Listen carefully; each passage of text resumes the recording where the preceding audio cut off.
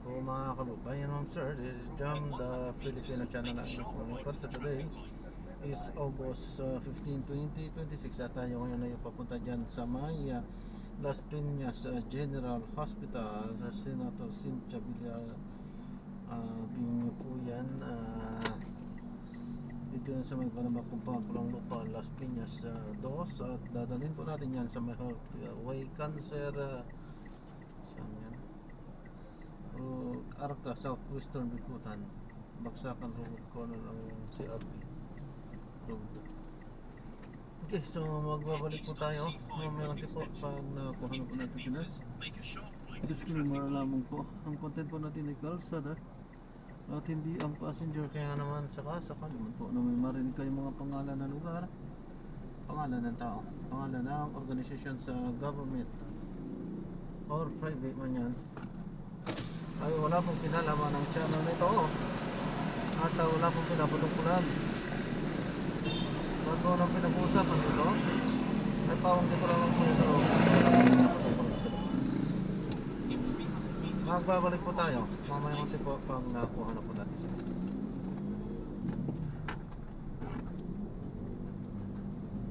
Hindi pag-uusapan dito yung ano,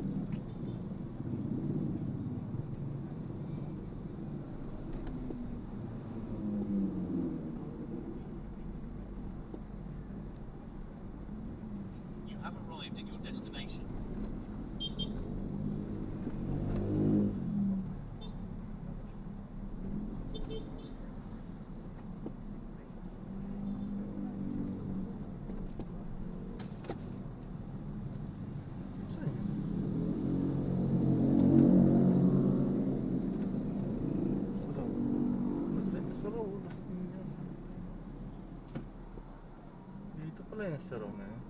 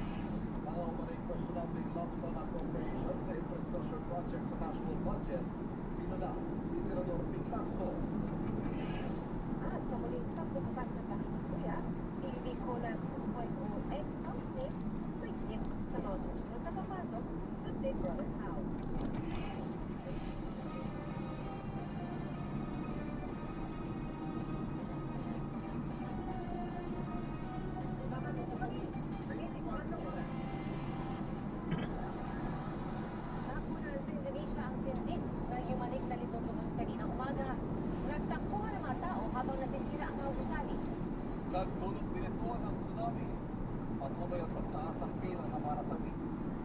Ang latest na lindol sa Indonesia tutukan maya-maya lang. Magandang hapon po. Tibok na magkakaiwalay na operasyon ang mga dayuhang sangkot sa iba't ibang iligal na aktibidad. Naaktuhan po sa Pampanga ang mga Korean national na may high-tech pumalong paraan para Sa Pasay City, tatlong pumatok ng money laundering at dalawang nagawa na rin ng illegal gambling site. Nakatutok si John Musolda, exclusive.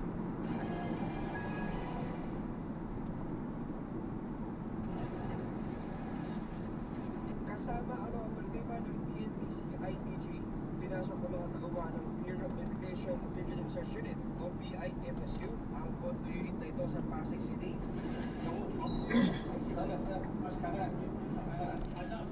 Sa Iwalay Layunin, inakalang isang dayuhan lang ang nasa loob hanggang pinuksan ang isang divider. Bumulaga ang isang dayuhan na sa kanyang computer habang nagkasagawa ng illegal online activities. Siyam na dayuhan ang arestado. Nag-ahandle naman sila ng websites na nag-aalok ng sugal sa ibang bansa. 8 Chinese at isang Vietnamese kung saan sila ay nag-ooperate ng illegal online gambling. So, naabutan nga natin sila sa kanilang mga workstations. Base sa report ng Chinese police, sinasabi din nila na nagkakaroon din ng palitan ng pera at may mga ginagamit sila mga fake na bank accounts. So, pumapasok din po dito yung sa aspeto ng money laundering. Sa Angeles, Pampanga naman, dalawang pila ang pinasok ng mga immigration agents. 8 Korean nationals ang huli sa takbo na sa kanilang workstation. Ayon sa PIFSU, tumutulong daw ang mga nununayuhan sa high-tech na paraan sa kanilang mga partner na scammer na nag-ooperate sa iba't ibang bansa. Sa isang setup naman ng opisina, doon mismo ginagawa yung online gambling at yung bentahan din ng virtual token kung saan ito yung ginagamit nila at binibenta sa mga kliyente nila upang magsugal sa kanilang online gambling operation. Nagbibenta sila ng mga bank accounts at binibenta nila ito nga sa mga scammer. So ito binapadaan sa mga illegal proceeds nitong mga scammer. Dinala sa PIDSU sa Bikutan ang mga interes ng dayuhan na wala pang mga pahayag. John Consulta, nakatutok. Bayan pa ng biyahe sa maraming kalsada sa Benguet dahil po sa mga pagbuho ng lupa bunso ng masamang panahon. At sa Baguio naman, unti-unti nang bumabawi ang mga negosyo sa muling pag-usad ng turismo. Mula sa Baguio, nakatutok lang. Ikaw nagsimula.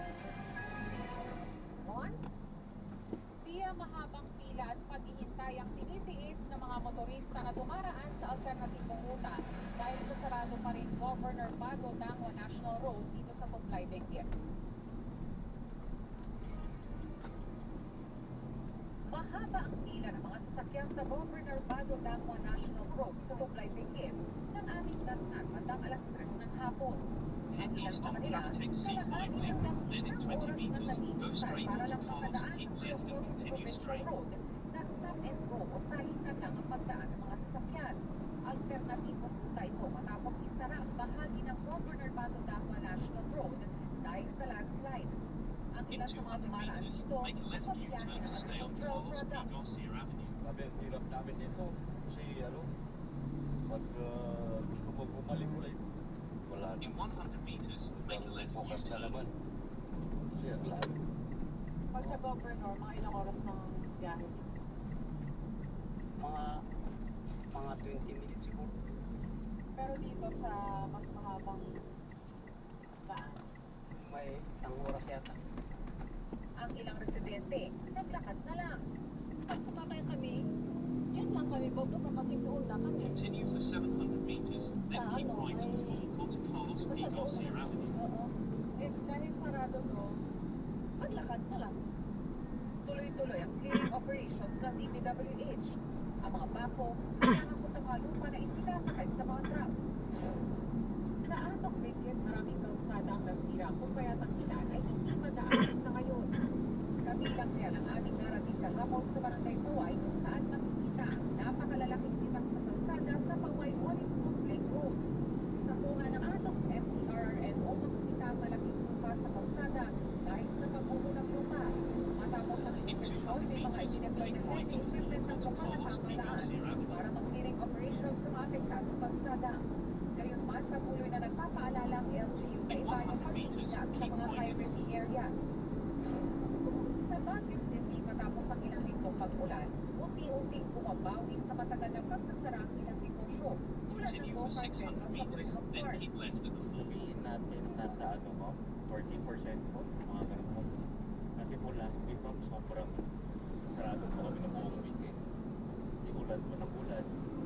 Tapos parang nag-jump ngayon po, kahit pa parang nakakabawi po kami. Parang pati-unti po po. Nakakapapasyal na rin ngayon ang mga turista. Keep right and Tulad ng continue straight. mag-asawang senior citizen na bumiyahe pa mula Mindanao. parang malamig na naman kami. Sobrang init sa kanya yan, sa Mindanao. alam naman natin ang In panahon 200 talagang meters, madaling na keep ulan. left at the fork, May then mga turn left. balikbayan din at mga galing Pampanga na hindi na raw makansel ang biyahe pa Baguio dahil may schedule na. Frederick, may matagal na po din nakikita In po 90 meters, keep left at the regarding fork. Mariner Shine, tutuloy lang po namin. Medyo tight yung schedule natin. So, nasa lang namin yung mga bata dito sa pag kasi first time din nila. In 30 meters, turn left at the traffic light. Ang manumalabing tama ng mga pasalubong. May isang tindahang binawasan na lang muna ang pagbuha ng paninda. Lalo-lalo pa ang ganitong oras ng mga tao. Dahil halos balat ang taong pumapasok sa pagbuha. Diyan sa mga oras na ito ay nakakaranas pa rin tayo ng pabuksong mahina hanggang sa malakas na ulan na posible mas nagpapahirap pa sa clearing operations na isinasagawa doon sa mga kalsada na may landslide. Iya? Maraming salamat, Bon Aquino. Simula na po ngayong araw ang nagdag na 2 pesos discount sa ticket para sa mga driver ng City at City Express. Pero may mga fare na umaalma dahil hindi nila sila kasama sa fuel subsidy. Susundan pa ito ng bagong job ng oil price hike. Nakatutok si Bernadette Reyes. Ang kita sa araw-araw na mamamasada sa jeep ang inaasahan ng PG para matignan ng mga gastos at pagkain. Kaya ang 2 pesos na dagdag na fuel discount, malaking tulong sa gaya ng chofer. Hindi katulad dati na 10, kulang na kulang. Ngayon maganda naman mga sa 12. Pero kung hindi naman naman, pwede na. Ayon sa LTFRB, makakatipid ng 1,600 pesos kada linggo ang mga chofer dahil sa 12 pesos na fuel discount. Sa dami nila nito dito sa Quezon City, nagpalit na ng presyo. Mula sa dating 10 pesos kada linggo, nasa 12 pesos na ang binibigay na fuel subsidy. Yun nga lang, para lang ito sa mga qualified employees na bilang na ang mga driver ng Jeepney at City Express. Dapat na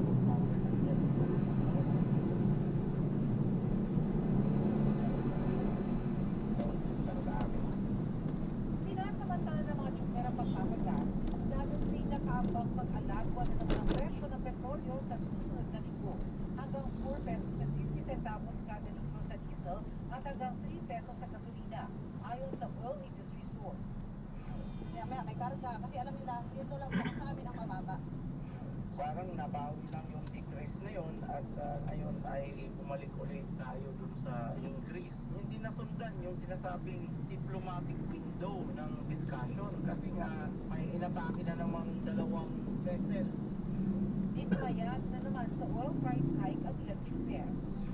Wala rin naman po yun kasi babawiin din naman nila pagtakatok ang diesel eh. Parang ano lang din sa parang nilalaro lang din kasi kahit na itaas pa na itaas nila yan eh. Ganun din naman po, binabawi din naman po nila eh. Hindi ko po sapat yan.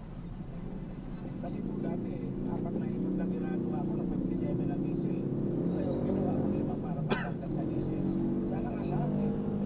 Sa transport sa Manila, sana ibigay sa lahat ng mapasayad ang full subsidy upang pa sa matagal na nilang hirit na dagdag pasahe. Wala naman totoong roll back na meron 1 piso, 2 piso.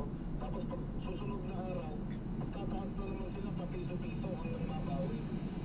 Bernadette Reyes, nakatutok, 24 oras. Inulantang ng malakas na nito sa Indonesia, umakyat na sa at pasasakit sila ng kanilang disaster management agency. Nakatutok si JP Soriano. Tila Irubuya hanggang unti-unting bumubo ang gusali nito sa Maomeling Port sa Southern Indonesia nang tumama ko ng 7.7 magnitude na ito. Nabayani ang takot sa mga pasero at takbuhan papalayo.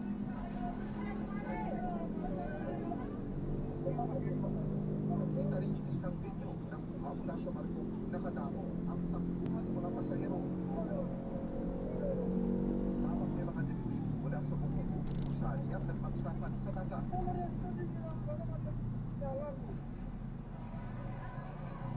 Ang epicenter ng Bindol kanina umaga ay sa dagat malapit sa Flores Island sa probinsya ng Sigusa, Nagkaras. Nang kuminto ang pagyanig, dali-daling nagmamaan ang mga pasahero mula sa nakadaong na barko.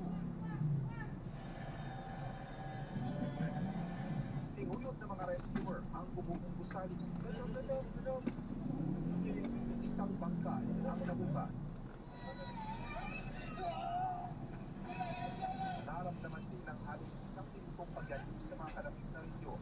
Dahil sa dagat na mula ang Mindol, tinaas ang tsunami warning sa ilang bahagi ng Indonesia. Nagpala ng mga alon na hanggang 1 metro ang taas. Binawi ang tsunami warning makalipas ang 3 oras. Ayon sa Philippine Embassy sa Jakarta, walang naitalang Pilipinong naapektuhan ng Mindol. Pero patuloy ang kanilang pakikipag-ugnayan sa mga Filipino community sa tinamaang rehiyon. JP Soriano, nakatutok 24 oras. Susuro! Tulong! Tumiglas sa mall sa Santa Cruz, Laguna. Di pa rin umuupang banga sa San Simon, Pampanga, naging itim at nangangamoy na. Bahay sa Las Piñas, March 8 sa baha, dahil sa DIY na flood barrier. Kuya Kim, ano na? Yan na di mo ba tutuka? Dito sa 24 oras. Radyo DZBB, Balitang Tama, Balitang Totoo.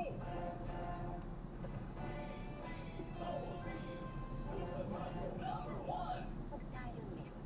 Gusto natin gumaling agad. Pero di ba mas maiging gusting malayo? Ang yakap ng PhilHealth, programa ng gobyerno na nagbibigay ng libreng pagpapakonsulta. Yung mga larte. Kaya payakap sa yakap ng PhilHealth. Yakap ng PhilHealth. Tayo'y malayo sa Para hindi mahuli sa mga balita, sundan ang mga social media account ng Super Radio DZBB. Mag-subscribe sa aming YouTube channel at i-follow kami sa Facebook, TikTok at X. Hanapin lamang ng Super Radio DZBB para makita ang aming mga official social media account. Tutok na para sa mga balitang tama at totoo. Mga kapuso, ang inyong mga pinagkakatiwalaan sa pagbabalita. Orly Trinidad, Nelo del Prado, Joel Reyes Soler at Rowena Salvacion. Sa Super Radio DZBB at WTV. Taus-puso po ang aming pasasalamat sa muling pagkilala sa Management Association of the Philippines sa Super Radio DZBB sa 13th Matatao Awards for Media Excellence. Inawaran ng Special Citation ang Super Radio DZBB bilang Station of the Year. Kinilala naman si Joel Reyes Soler bilang Best Radio News. Affairs Program Host. Itinanghal naman bilang Best News Public Affairs Program ang success sa Double B. Para sa inyo'y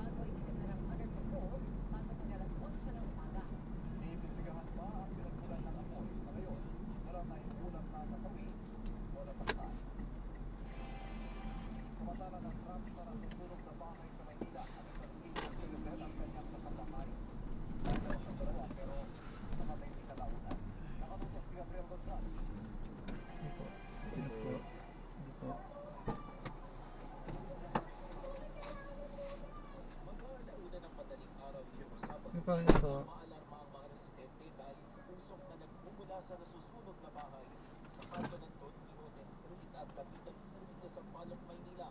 Agad rumisponde ang nasa 25 truck ng bumbero at itinaas na isang alarma ang sunog bandang 2:00 ng madaling Ayun, sunod drop lang natin sila. Maraming salamat po sa panonood. Hanggang sa muli po. Ingat. God bless. Paalam po.